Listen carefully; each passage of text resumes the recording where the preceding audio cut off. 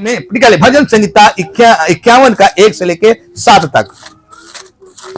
भजन संहिता 51 का 1 से लेके 7 पद तक। हे परमेश्वर, निकालो सबको। 51 का 1 से लेके 7 तक पढ़िए। हे परमेश्वर, क्या लिखा है? हे परमेश्वर, अपनी करुणा के अनुसार, अपनी करुणा के अनुसार मुझ पर अनुग्रह कर, मुझ पर अनुग्रह कर, अपनी बड़ी दया के अपनी अनुसार बड़ी दया के अनुसार मेरे अपराधों को मिटा दे। क्या कर डाल। और सब जन यहाँ पर जितने बाइबल पढ़ने वाले हैं सबको पता है कि दाऊद ने एक गुनाह किया था।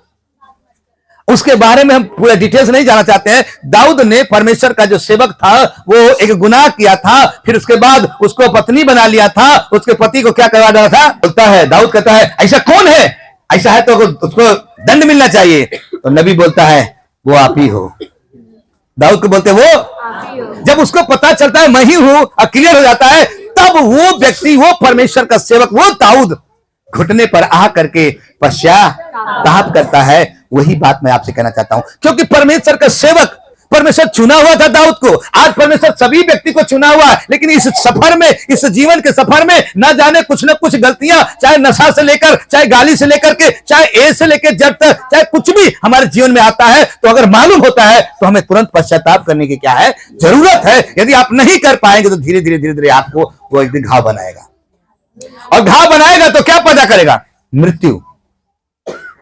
इसीलिए हमने दाऊद का उदाहरण बता रहा हूं कि दाऊद को जब ये बात मालूम हुआ तो दाऊद ने क्या किया। अब पढ़े फिर से। हे परमेश्वर, अब वो कह रहा है हे परमेश्वर, अपनी करुणा के अनुसार मुझ पर अनुग्रह कर, मुझ पर अनुग्रह कर, अपनी बड़ी दया के अनुसार मेरे अपराधों को मिटा दे। मुझे भली भांति धो करके मेरे अधर्म को दूर कर, मेरे अधर्म को क्या कर दे, दूर कर दे। और मेरे पापों को छुड़ा कर मुझे शुद्ध कर। हालेलुया। दाऊद कहता है मैं तो अपने अधर्मों को, इसलिए मैं नशा करने वालों को, चाहे जो भी है ना, उसको मैं, अरे तुम जानते नहीं हो, अगर जानते तो अब समझो। और मेरे अगर आप झूठ मुठैया आके यहाँ पे आराधना करोगे ना, सुन लो मैं बताना चाहता हूँ, तो अपने अधर्मों को जानता हूँ। प्रार्थना करें, हे प्रभु मैं तो अपने अधर्मों को जानता हूँ, और मेरे पाप निरंतर मेरे दृष्टि में रहता है। मैंने केवल तेरे ही विरोध में पाप किया, और जो तेरी दृष्टि में बुरा है वही किया है, ताकि तू बोलने में धर्मी और न्याय करने में निष्कलंक है। 7 तक पढ़िएगा। देख मैं अधर्म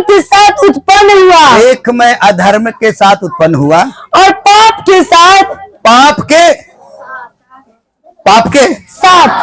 साथ अपनी माता के गर्भ में पड़ा।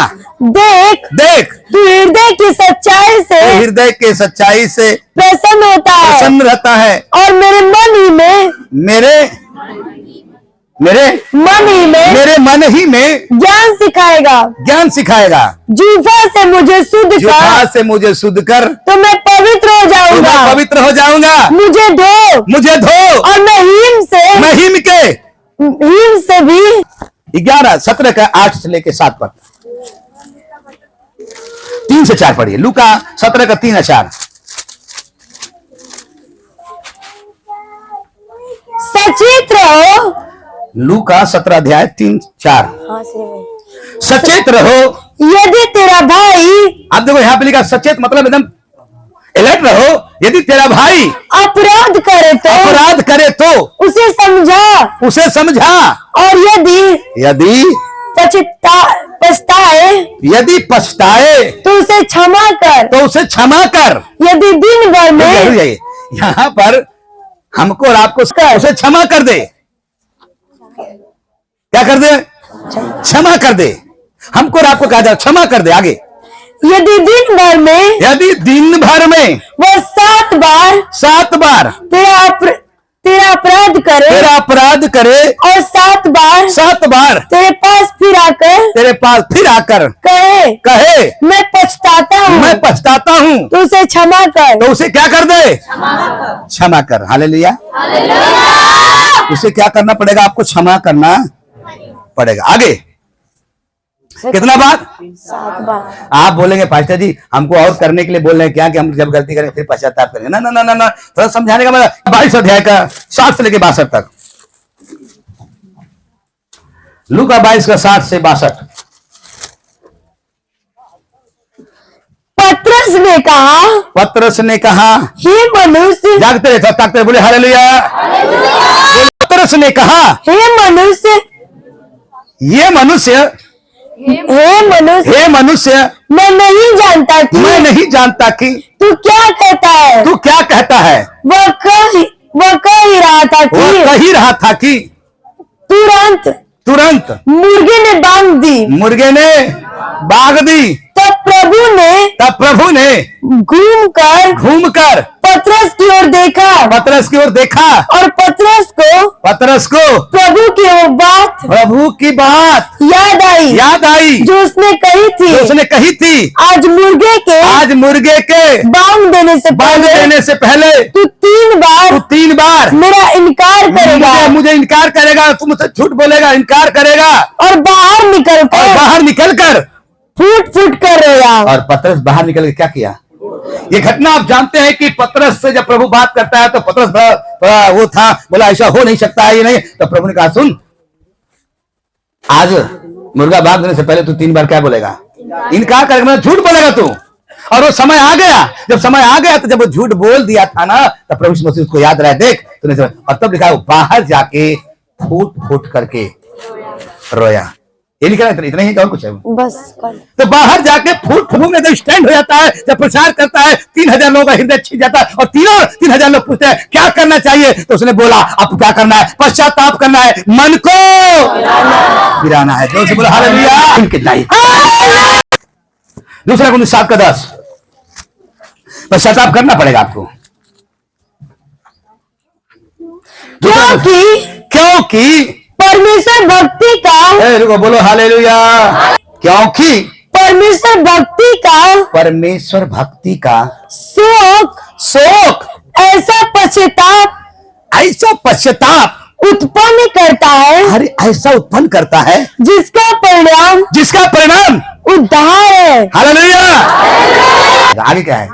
और फिर उसे पछताना नहीं पड़ेगा आपको, परंतु संसारिक शोक मृत्यु उत्पन्न करता है। संसार वाले बाद में कब जब पीएलए के बाद कहीं न कहीं चली जा रहा है, कहीं न कहीं थाक से लड़ गया भैया ले थोड़ गए, तो थोड़ा सावधान हो जाएगा, फिर आपको पछताना नहीं पड़ेगा। 1 2 का 5 बजे पढ़िए। ये कलीसिया के बारे में है। इसलिए रुकिए प्रकाशित वाक्य 2 का 5। इसलिए स्मरण करके तू कहाँ से गिरा है? हाँ, इसलिए कह रहा तू स्मरण करके तू कहाँ से गिरा है और मन फिरा। क्या कर? ओ बोलो हालेलुया। इसलिए स्मरण करके तू याद करके तू कहाँ से गिरा है और मन फिरा और पहले के समान काम कर। पहले का नया विश्वासी जानते क्या करे ना, एकदम तुरंत सब कुछ छोड़ छाड़ के एकदम बाप रे प्रार्थना आराधना स्तुति महिमा नया पता बाप रे बप्पा मत पूछा। लेकिन जब ढेर दिन हो तो फिर वो है काम, फिर वैसे ही, फिर लेट चलना, फिर कैसे उसको प्रभु का वचन में लिखा है। आखिरी कलीसिया में सब बातें हो रही हैं, यहाँ पे 5 6 7 कलीसिया का नाम है, उसमें जब बातें बताई जा रही है यहाँ पे कि देख तू याद कर कहां से गिरा है, तू स्मरण कर उसको कहां से गिरा है। हालेलुया। आज जब तुमको मालूम गिराना पड़ेगा, ये समझाया जा रहा है कलीसिया के लिए, और मैं भी एक सेवक होने के नाते आपको समझा रहा हूं। इसी प्राण को बचाने के लिए, इसी प्राण को रक्षा करने के लिए मसीह आया था। अतः मन फिरा नहीं तो मैं तेरे पास शीघ्र भीतर आकर के अपने मुख की तलवार से उनके साथ लड़ूंगा। अब मन फिरा लेंगे नहीं तो वो लड़ेगा, और जब लड़ेगा तो कौन दवाई काम करी हो रही।